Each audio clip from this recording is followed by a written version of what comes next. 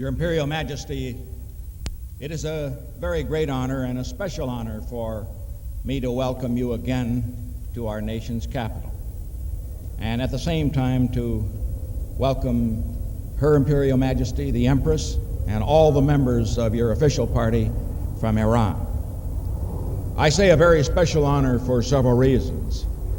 First, because our friendship goes back over a period of 20 years. When we first met in Tehran, when I was Vice President of the United States, and when you then were a very young emperor. Through those 20 years, both during the periods that I have served in office and during the periods that I have been a private citizen, I have been honored and I have been greatly assisted by receiving the benefit of your counsel on world matters. The second reason that it is a very special honor to have you here today is because of the unbelievably spectacular progress that your country has made under your leadership. I remember it 20 years ago. I saw it again when you received Mrs. Nixon and me so graciously just a year ago in Tehran. And there is no area in the world in which one can see more spectacular development in which the people of the country have benefited than in your country. And the whole world applauds you for the leadership you have provided to your people in bringing economic progress and justice to them. The third reason will, of course, be the major subject of our conversations today, and that is that we welcome you here as not only an old friend, as a progressive leader of your own people, but as a world statesman of the first rank.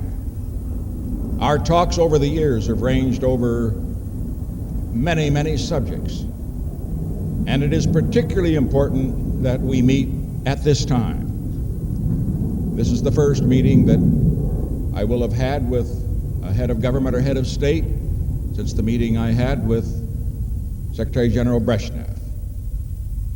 And it is significant to note that of all of the areas in the world which pose a potential threat to peace in the world, that Iran is in a very key central area. I refer, of course, to the Mideast, to the Persian Gulf, and to all of that area that surrounds it. And what gives us a great deal of heart, those of us all over the world who are interested in peace, is that you have always stood for and stand for now a policy of contributing to the forces of peace and stability rather than to the forces of war and destruction. I know, therefore, that our talks will cover the whole range of world problems, but particularly that I will have the benefit of your advice on the problems in this critical area of the world, where with responsible leadership we can avoid war and build a new era of peace for the people of that area who deserve it. And certainly I've looked forward to these talks for a long time, and I know that I will not be disappointed, and I hope you will not be, by the progress that we will make in developing those policies which will contribute not only to peace, but to the progress and the prosperity which your country has enjoyed for all of that area of the world.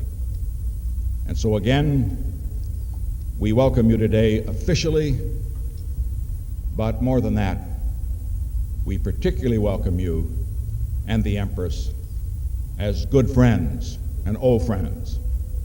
We treasure that friendship, and from that friendship, we hope to work together toward a better world for both of our peoples.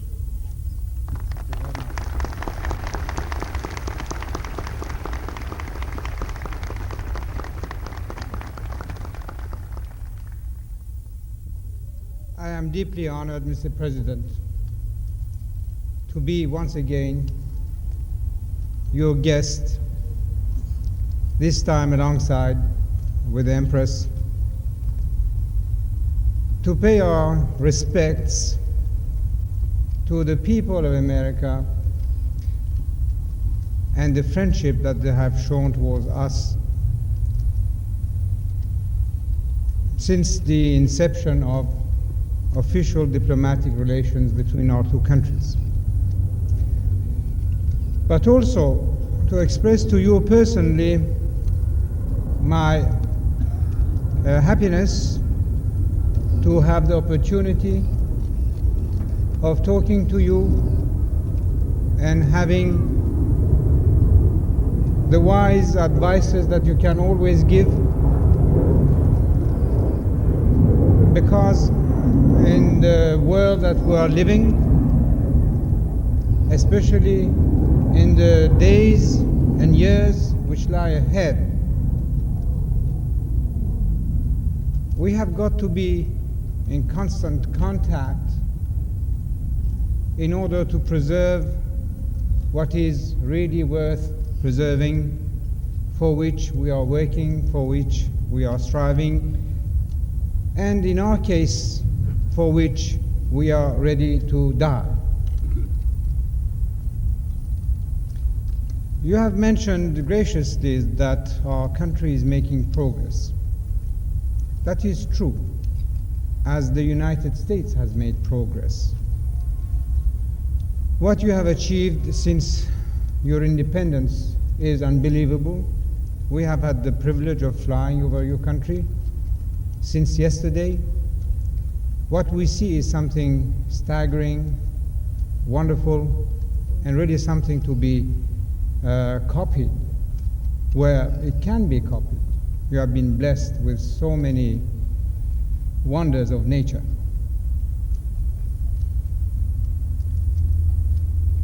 The progress we are making is really to benefit the maximum majority of our people. We are following a policy of participation to the extreme limits. I could even say that, for instance, farmers would have an interest in seeing industries running well, and vice versa. Industries will be interested in the welfare of farmers because they will have a greater purchasing power. People from down the village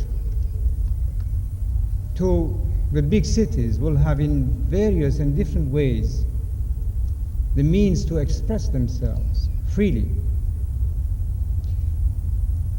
We are trying to develop our country with the maximum speed. We are giving our people the maximum possibilities of expression. But also, we want to make it very clear once more that we will keep not only our past glories and histories, but our future with vigilance.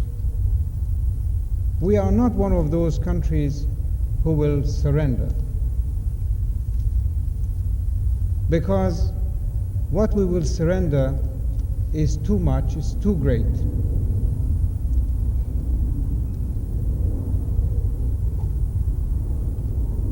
All this, I hope, will create in the region some atmosphere of stability, of people, instead of quarreling, trying to understand each other, to cooperate, to fight against the still existing evils of maybe poverty, illiteracy, not enough medical care. But we shall do this all only if our honor is preserved, intact, because life for us without independence, honor and dignity has no meaning. I know that you understand these words better than anyone else, Mr. President, because this is what you have shown all during your life. And the dramatic success you had in your foreign policies is a source of inspiration because, as you have said, the time of confrontation should be replaced by negotiation. Negotiation in good faith could have excellent results. And we hope you success in that field. And we shall do the same. But for ourselves, at least I add, we have got to be vigilant. We have got to be firm.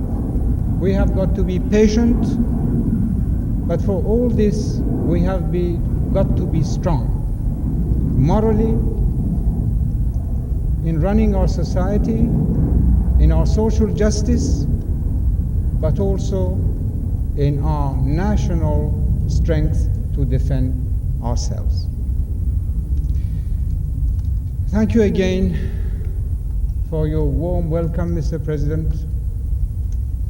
And I can only reiterate once more that I wish you and your government and your people and your country the best that you can wish for.